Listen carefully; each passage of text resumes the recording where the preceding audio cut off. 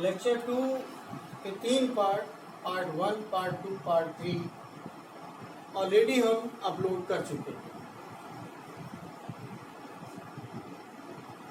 ये जो दो रिलेशन हम लोगों ने पहले डिराइव कर लिए थे, उनको हमने समरी के रूप में यहाँ पे लिखा है। पहला रिलेशन हमने y के और सिग्मा के बीच में डिराइव किया था। दूसरा रिलेशन y ईटा और सिग्मा के बीच में डिराइव किया था। इक्वेशन 1 के रूप में लिखा हुआ है, ये इक्वेशन 2 के रूप में लिखा हुआ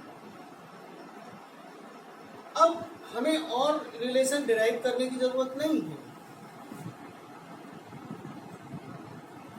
हमें 4 इलास्टिक कांस्टेंट्स के बीच में 4 ही रिलेशन मिलते हैं। y के सिग्मा के बीच में हम लोग रिलेशन निकाल चुके हैं, y ईटा सिग्मा के बीच में भी निकाल चुके हैं। अब हमें निकालना है y के और सिग्मा के बीच में रिलेशंस क्या है। इसके लिए हम इन्हीं दो इक्वेशन को यूज करके रिलेशंस निकाल सकते हैं। बहुत ध्यान से देखिए, ये जो डिनोमिनेटर में लिखा हुआ है उसका 1 - 2 सिग्मा हम लेफ्ट हैंड साइड में लेके आते हैं, और ये k है उसको राइट हैंड साइड में हमने इंटरचेंज कर दिया। तो ये इक्वेशन 3 के रूप में 1 - 2 सिग्मा इक्वल टू y/3k हो जाती है। इक्वेशन 3 के रूप में हो जाती है। जो सेकेंड रिलेशन हम लोगों ने डिराइव किया था उसका भी डिनोमिनेटर आप लेफ्ट हैंड साइड में लिखिए और ईटा को राइट हैंड साइड में डिनोमिनेटर के रूप में ले जाइए। तो ये रिलेशन मिलेगी आपको। ये 2 1 प्लस सिग्मा है, ब्रैकेट ओपन करेंगे तो 2 + 2 सिग्मा होगा, वो लेफ्ट हैंड साइड में आ गया 2 + 2 सिग्मा, देन y/ईटा। ये यहाँ इक्वेशन 4 के रूप में हमने लिखी हुई है। दोनों के लेफ्ट हैंड साइड देख लीजिए, और इन इक्वेशन से ऑब्वियसली दिखाई देता है अगर दोनों इक्वेशंस को ऐड कर दिया जाए तो 2 सिग्मा कैंसिल हो जाएगा। तो यहाँ 1 + 2 3 बचेगा। Adding 3 and 4 we have in the left hand side 1 + 2, in the right hand side y/3k + y/ईटा। यही रिक्वायर्ड रिलेशन है y के और ईटा के बीच में। मॉडिफाई करके y को अगर सब्जेक्ट आप बनाते हो तो y = 9 ईटा के 3k + ईटा हो जाएगा। ये इतने आप समझदार हैं, आप अपने आप भी कर सकते हो। तो आपका ये रिलेशन y के और ईटा के बीच में डिराइव हो चुका है। अब एक रिलेशन k ईटा सिग्मा के बीच में भी हम लोग को डिराइव करना है। इसके लिए हम क्या करें, इसको मैं मिटाई दे रहा हूँ, आपने शायद अपने आप कर ही लिया होगा। नोट्स आपके पास हैं ऑलरेडी, वो देख सकते हैं। जिन लोगों ने बुक परचेज कर ली है वो बुक परचेज कर ही लें, साथ में अनसोल्ड पेपर भी परचेज कर लें। अब आप देखिए कि इन रिलेशन को हम कैसे यूज करेंगे के ईटा और सिग्मा के बीच में रिलेशन डिराइव करने के लिए। इसके लिए आप इस इक्वेशन को आप k/1 लिखिए और इसको आप क्रॉस मल्टीप्लाई करिए, तो ये इक्वेशन मॉडिफाई होकर इस तरीके से भी लिखी जा सकती है। y = 3k 1 - 2 sigma. ये इक्वेशन नंबर 7 हो गई। इसी तरीके से इक्वेशन 2 को हम इस तरीके से लिख सकते हैं, y = 2 ईटा 1 + सिग्मा। ये इक्वेशन नंबर 8 हो गई।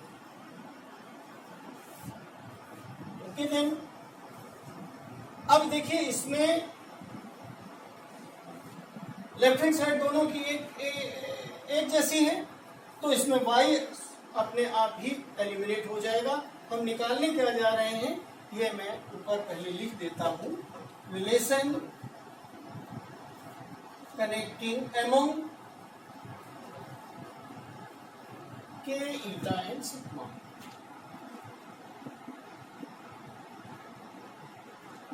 k eta and sigma. इसके लिए हमने मॉडिफाई करके यूं लिखा। लिखने से क्या हुआ कि लेफ्ट हैंड साइड में इक्वेशन 7 के y है, इक्वेशन 8 के में भी है। कंपेयरिंग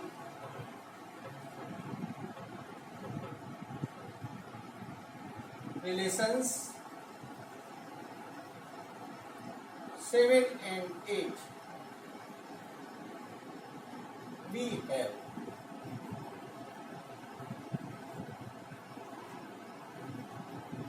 थ्री के 1 minus 2 sigma equal to 2 eta 1 plus sigma। ये सिचुएशन सामने है। Now you can solve this equation for sigma. If you solve, I am not solving here. You are studying mathematics. आप 1 minus 2 sigma फिर एक direction में लेके आइए, फिर 1 minus 2 sigma होगा, 3 के यहाँ चला जाएगा, कहिए तो मैं कर देता हूँ। ये 3 के हो गए। फिर इनको हम एक्सपेंड करेंगे, कंपेयर करेंगे, कुल मिला के ये इक्वेशन आप स्वयं डिराइव कर लेंगे। सिग्मा इक्वल टू 3 के माइनस 2 ईटा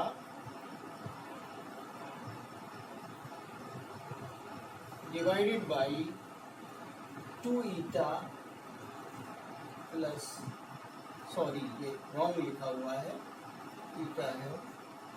सिग्मा को हमने लेफ्ट हैंड साइड में रख चुके हैं, तो ये हो गया 6a। यही रिक्वायर्ड रिलेशन है, रिलेशन कनेक्टिंग के ईटा and sigma is the required relation.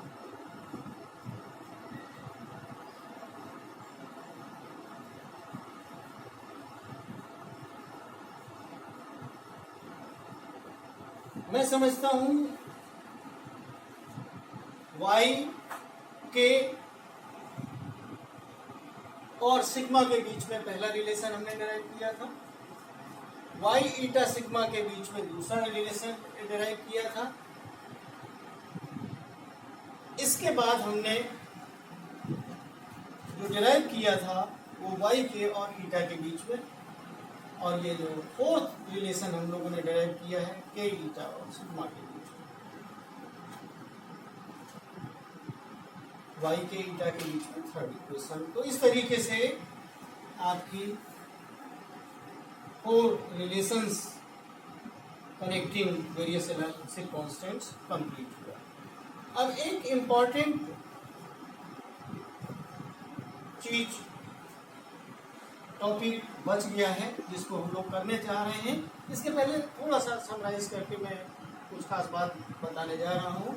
ये जब ऑब्जेक्टिव पेपर आता है तो ये रिलेशंस डिराइव करना आपने सीख लिया, उसके पीछे की फिजिक्स और मैथमेटिक्स भी सीख ली है, लेकिन साथ साथ इन रिलेशंस को कम से कम 2 रिलेशन तो आप रख ही लें, पहला वाला और दूसरा वाला।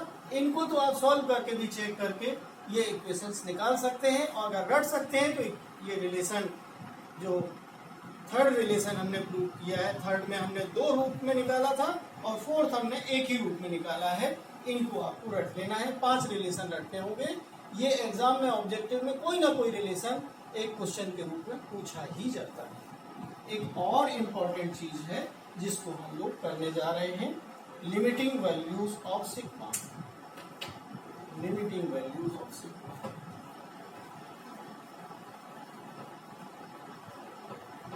लास्ट है रिलेशन से कनेक्टेड टॉपिक, छोटा सा सिर्फ समझने की जरूरत है। ये है लिमिटिंग वैल्यूज ऑफ सिग्मा।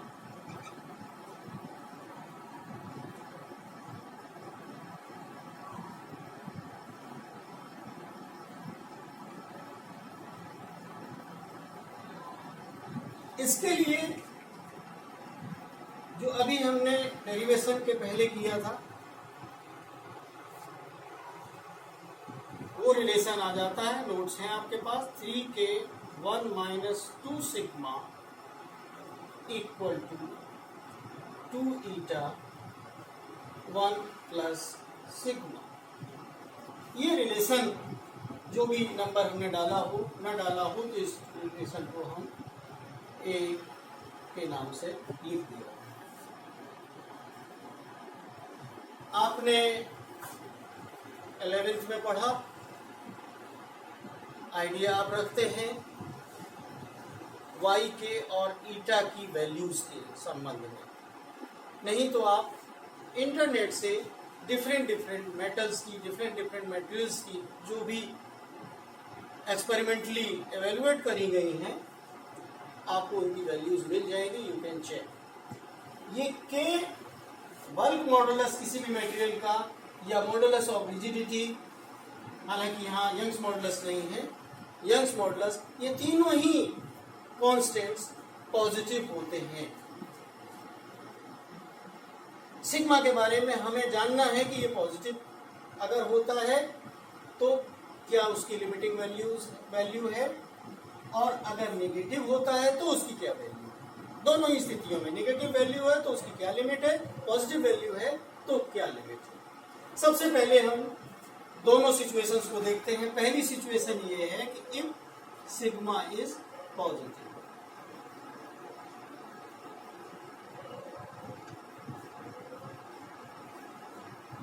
तो अगर पॉजिटिव है, ये पॉजिटिव है, तो ये दोनों मिला के पॉजिटिव बनेगा।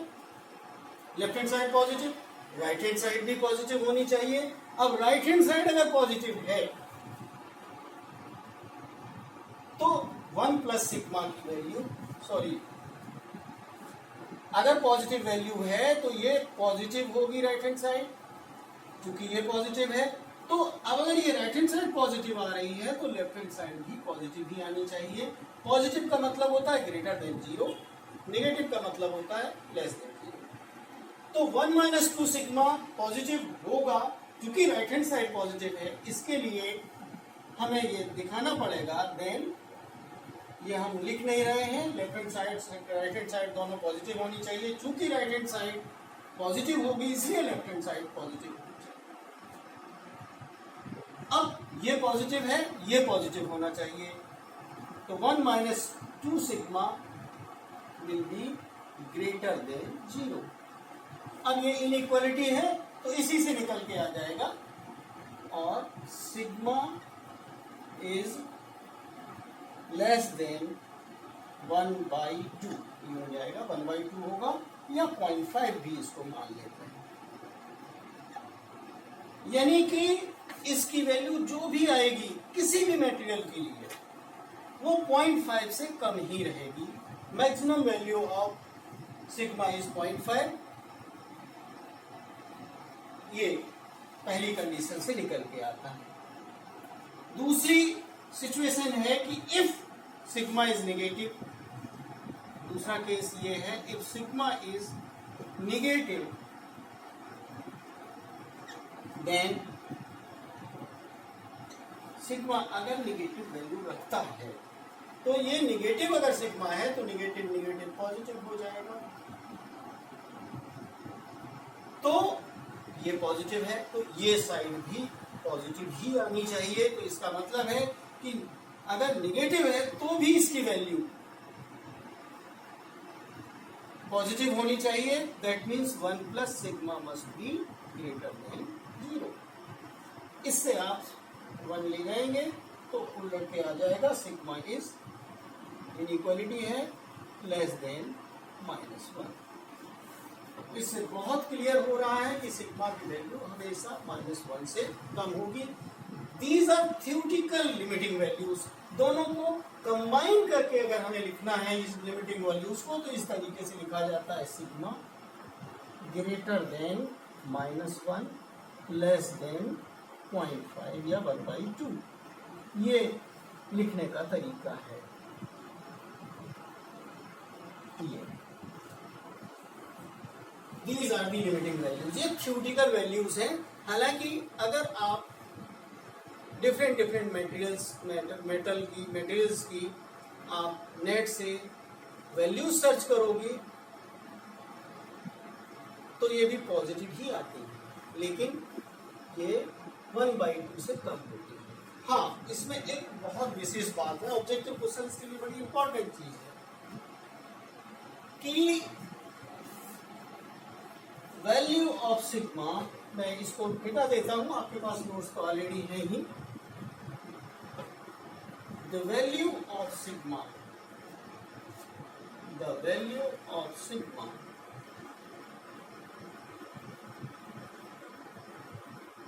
is greater than the value of sigma for rubber. The value of sigma for steel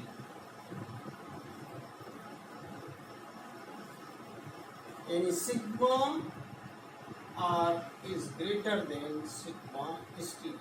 ये तो मैंने एग्जाम्पल दिया। अब अगर कॉपर लेंगे उसकी भी रबर से कम होगी, आयरन लेंगे उसकी भी कम होगी, गोल्ड लेंगे उसकी भी रबर से कम होगी। इसका सीधा सा मतलब है जो जितना ज्यादा इलास्टिक होगा उसकी सिग्मा वैल्यू कम। ये दूसरे जो हम पहले से इलास्टिक कांस्टेंट्स y के और सिग्मा ऑलरेडी अभी तक पढ़ते आए हैं, ज्यादा इलास्टिक होने का मतलब उनके इलास्टिक कांस्टेंट्स की वैल्यू ज्यादा होना होता था, यहाँ पे उसका उल्टा चलता है। आई थिंक ये फिनिश हुआ relations among various elastic constants. अब आपके पास, जिसके पास बुक नहीं है, हर हाल में बुक और बुक के साथ अनसॉल्व पेपर्स परचेज कर लें, और अनसॉल्व पेपर्स में आप ऑब्जेक्टिव क्वेश्चंस भी देख सकते हैं, और जो रिलेशंस डिराइव करने के लिए सब्जेक्टिव क्वेश्चंस आते हैं 100% कोई ना कोई चीज आती है। ये मान के चलिए कि एग्जामिनेशन में आने वाली चीजें ये हमने पढ़ी हैं। हर एंगल से, किसी भी एंगल से पेपर आता है तो 100% ये क्वेश्चंस आते हैं। तो इम्पोर्टेंट है, अनइम्पोर्टेंट बिल्कुल नहीं। तो इनको पढ़ लीजिए। जो नेक्स्ट हमारा लेक्चर है ट्विस्टिंग ऑफ सिलेंडर्स, उसको हम लोग नेक्स्ट वाले लेक्चर में, नेक्स्ट वाले वीडियो में हम इंक्लूड करेंगे। और जो भी हमें इंस्ट्रक्शंस देने होते हैं, तो जो गूगल क्लासरूम है उस पर हम राइटअप लिखेंगे और उसमें बताएंगे कि हम वीडियो के रूप में ही क्यों अपलोड कर रहे हैं। सिंपल सी पहली सी वजह यही है कि इंटरनेट की कनेक्टिविटी सभी को, मैक्सिमम को नहीं, मैं कुछ हद तक सपोज करते 70% को मिल जाती है, लेकिन 30% का भी लॉस ना हो, इसलिए लाइव में हम कंपैरिजन में हम इसी को प्रेफर करते हैं कि वीडियो आप जब भी आपका नेट आएगा, जब भी आपके पास मोबाइल या लैपटॉप की सुविधा प्रॉपर होगी, तब आराम से आप इस वीडियो को देख सकें। Okay, thank you for listening, for viewing this lecture. Okay.